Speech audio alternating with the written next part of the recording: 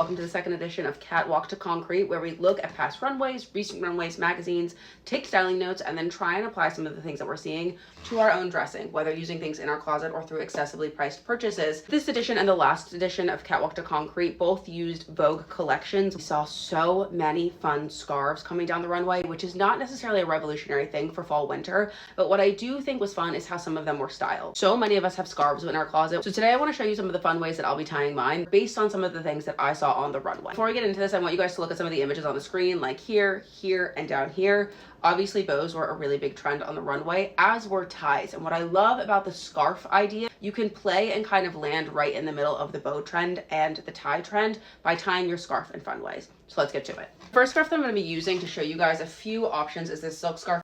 For my bow lovers, of course, you can do the big voluminous bow in the front, which I love. It kind of gives like a costumey feel, but I think it's really chic. Next, you can try something a little bit like this. You can do a big bow and kind of wear it over to the side. You will often see this on like tank tops and stuff where they'll have like a shoulder detail, but I think it's actually really cute with a scarf as well. And then one of the most overlooked ways to wear a scarf is something like this to the back. You can tie it, but you can also just drape it. I think it's gorgeous, and you guys know I love a boat neck. Now we're going to take a minute to flip to a square scarf this time because I think a lot of people have scarves that are this shape, especially if you have silk. Really nice when you fold it in a triangle and just kind of, again, put it to the back with a knot.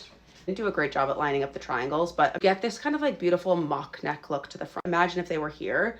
I think this is absolutely gorgeous, and with a square pattern folded into a triangle, you get a really nice motif sometimes. This is something I've shown you guys before, but you can also do kind of like a tie. Basically wrap it around, tuck under, and pull up to the front. With a scarf like this, you can also do something kind of like an ascot. Tuck in. It's not a real ascot, but if you have the right scarf, I think it looks quite nice. And last but not least, this is something I wanted to try. I don't actually have a scarf ring, but you can swap out a scarf ring with something like a hoop earring if it closes enough. I have this pair of Hermes hoops that I don't wear that frequently just because they're quite large, but I've always thought they could make a cute scarf ring.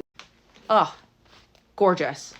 It worked out exactly how I was hoping. So you can wear it like this, unbuttoned close to the front, or you can put it around your collar. Or you can just do like a simple knot or scarf ring like this, hanging down the front like a tie, just a little different. So that is all to say that I would bet there are hundreds, if not thousands, of ways to style your scarf. And I very rarely see people on the street actually wearing their scarves in fun ways. So take a little time to play this fall winter, because honestly, in my opinion, I think wearing a scarf in a fun way can really change an outfit. Okay, bye.